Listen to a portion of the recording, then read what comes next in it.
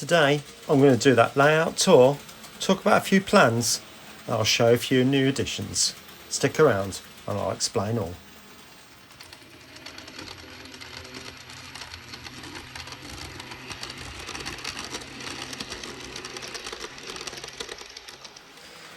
Good afternoon everyone and welcome back to Piccadilly. Now in this video I'm going to be doing a layout tour for all those wonderful new subscribers who haven't seen the whole layout yet. Then I'll talk about some of the plans and then we'll look at some of the new additions. This being one that is coming round now, but we'll talk about that in a bit. Right, on to the layout tour. Now, I've turned the main light off for this because it was flickering a little bit and it's the last thing you want to see.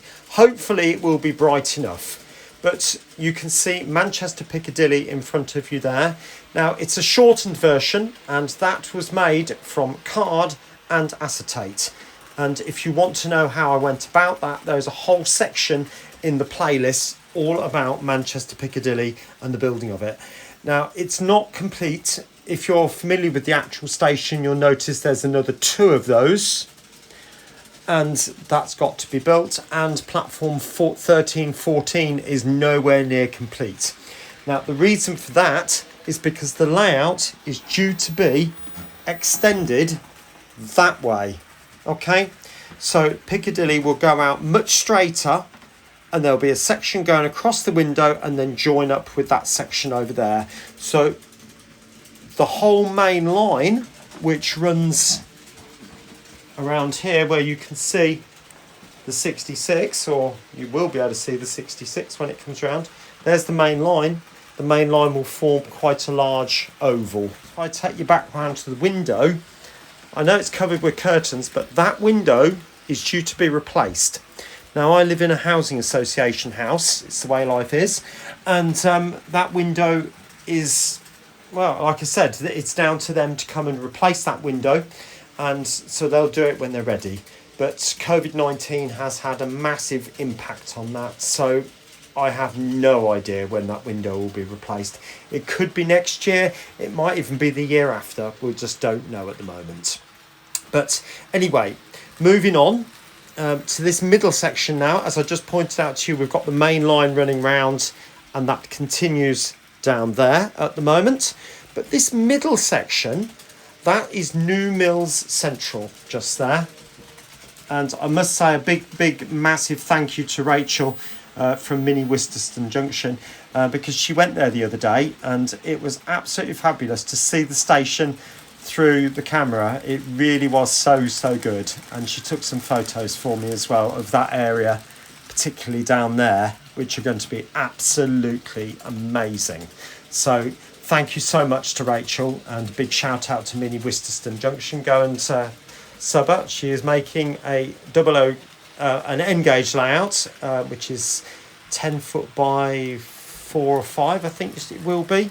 And I think her husband's going to be doing a 00 gauge layout down there as well. So well worth a look there. But anyway, that's New Mill Central. And as you can see, that section there is due to be redeveloped.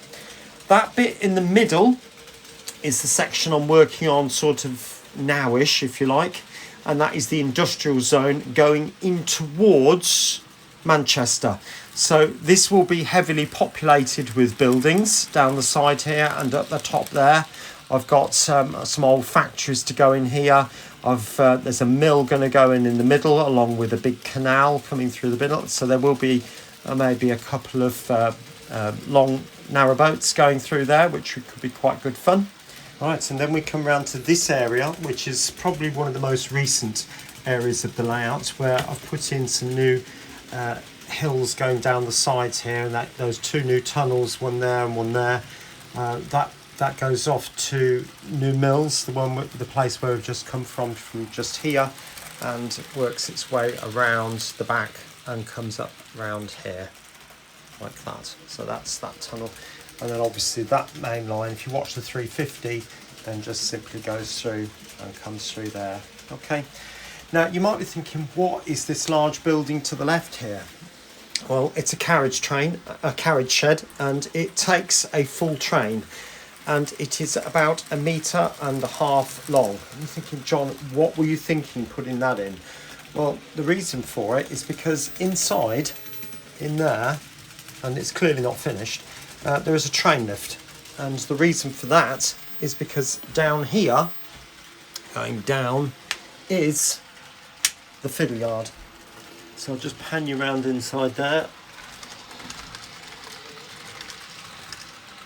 So it goes, there is a line running around the outside, and then there's storage lines coming off. So that end of the layout down there is storage lines with buffers. So that's for double-ended trains like the HST, the Pendolino, the Network Rail train there, because that can run in both directions. And these lines up here are for trains which can only run in one direction, so they have to be pulled by a locomotive, and they can make use of the reversing lines. So I'll talk about that one another time, but these two, that's the basic up and down of the lift. That one is the polarity switch for where the Voyager is, like I've just showed you, and these two are basic on and off. And I have to have two separate switches for the on and off because the polarities are different in both of the lines. So I turn the powers off when it's moving up and down, and all I have to do is literally switch both switches, and the whole lift starts to go down. But anyway, I'll come back to you in a second when it's a bit lower. There is a micro switch which controls the lights. So the bottom level is only operational when the lift is in the down position, and that's controlled by a micro switch on the side of the lift, and you've got this like angle bracket and comes down and it just activates the micro switch. So that's all that. Okay, right, on to the next bit. Just giving you the basic tour of this, but there's been a few changes down here, and you can see there is some cork down for some new track, and the reason for that is because there is 4 new lines gone in down here. The track where the coaches are, that's 1, and obviously the 3 to the left. And yes, I've put some droppers going up to the tracks going alongside. It is the fiddle yard, and the reason I've done it like that is because underneath was a little bit more complicated, and it was just easier to take the wires along the track and then down all in the same place. But that is going to make a huge difference. I'll show you the points down the other end. Not that it makes, you've all seen what points look like, but I'm trying as far as possible to use medium radius and long radius points now.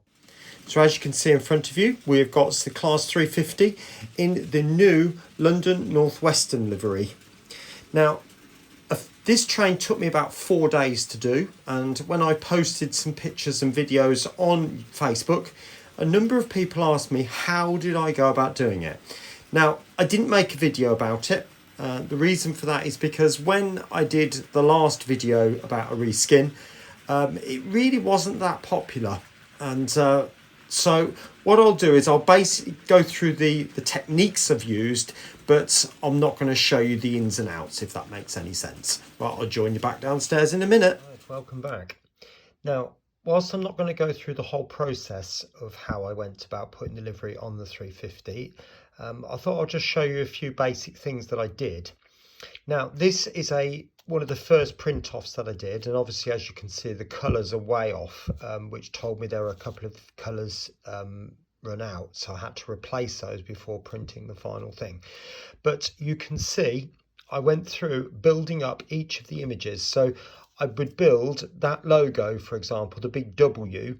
I built that in a vector program, if you're familiar with that, where you put a shape next to a shape, and then you can join them together or take bits away from each other, or you can divide them and make 3 parts to the shape. So by doing that, I was able to build up all the different parts of the logo and compare that to the real logo, so I get it as close as I possibly can.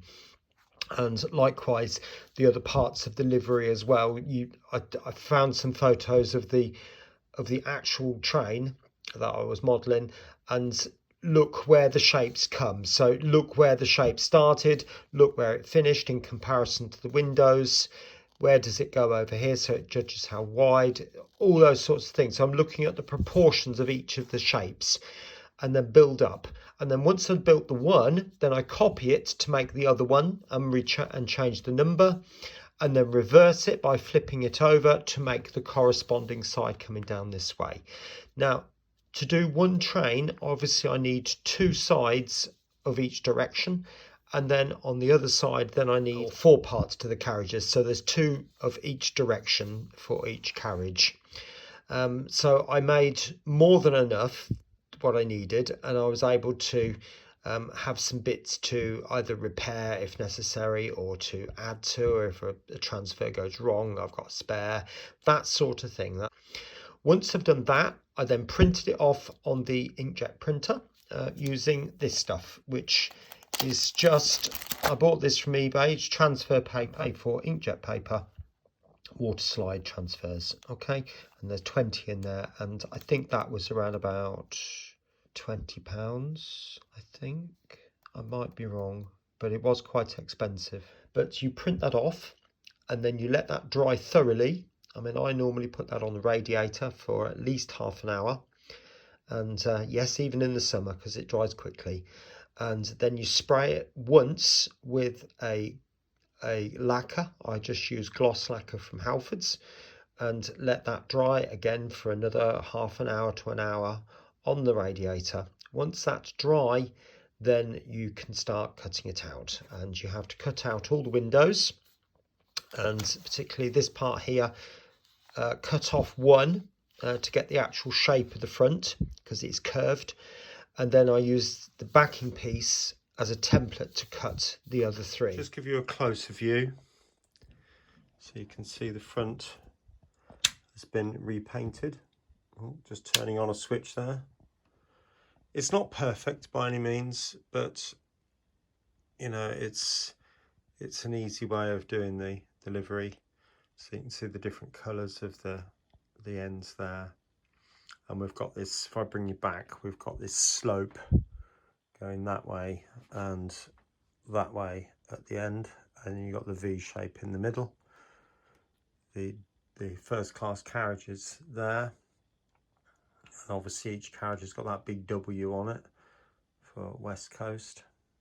But this train was been out of commission for quite some time, and it was in the London Midland livery. It developed a problem. The gearing on these 350s does tend to wear, particularly the top gear, the one that connects to the worm drive. It wears out very, very quickly, and I had to send for a whole new tower unit as well. But also, one of the things that happened to this one was the motor burnt out as well. I don't know quite why, but the motor windings come undone and it shorts out inside the motor. So it needed a new motor and a new gear tower to get it running. But as you can see, it's running beautifully. Can't ask for any better than that. That is running just as I want it to. And for those people who think I don't have much freight, well, there's a 66 there with a load of coal wagons. Well, we're just going to have a pop down to the workbench now and see what's happening there. So I've got the mill, which is actually going to be quite small. You can see that's only measuring probably, well, 100 millimetres off the ground. So the actual whole building is only going to be sort of like that, really. So it's not going to be very big. So that will come in useful. I've also downloaded this factory, which will need a side putting on it on both sides. So it's got some top and a top. And I'm going to do that so that the sides are sort of angled, particularly this front one, to help with the perspective side of things. There is also a larger factory that I'm going to build, which turns out to be the same height as this, but I'm going to build it much higher, so it actually covers up part of the back seam, which is a little bit more ugly. So that will obviously help and make the scene look a little bit more industrially busy, if that makes any sense. I'm also going to download the canal boats and the lock. Whether I use the lock or not is another matter, but there's a few things there which actually are turning out to be quite suitable for this particular zone. I want it very sort of Victorian looking, that sort of. Brief update on where we are. As you can see, I'm making a barge or a narrowboat. That's the mill as it is at the moment, so there's a lot of work to go into that. And there's the relief factory. Now I've fitted the windows. I have to say they all look terrible at the moment, so we'll have to do something with that, weather them up and make them look an awful lot better than they do. So really don't worry about looking at that. I wouldn't be happy about that going on the layout as it is at the moment, but it will get better. I promise you that. There's no question of that. But the potential is definitely there, isn't it? So yeah, I'll carry on a little bit more and I'll show you what they look like in a bit.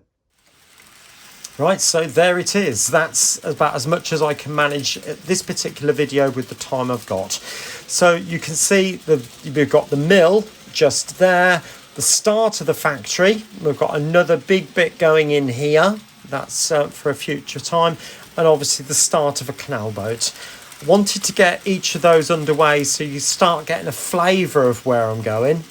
But also I ended up waiting on particular parts like acetate and things like that, and ink cartridges. So I had to get all of those things in before I could start printing much else really. So that's why I moved on and started doing other bits. So that's about as much as I can manage, but it's nowhere near anything like complete at the moment. There's loads and loads and loads to do on it. Okay, now moving on then, as you can appreciate, we've all been in lockdown for the last 3 or 4 months, and a few at a time people are starting to go back to work, and it's my turn in about a week. I'm going to be doing some work with the school over the summer holidays, and you know, obviously that's going to cut down my time working on the layouts. So I will aim to produce 1 video per week. If I can manage 2 videos, then that's going to be a bonus for everybody, I think.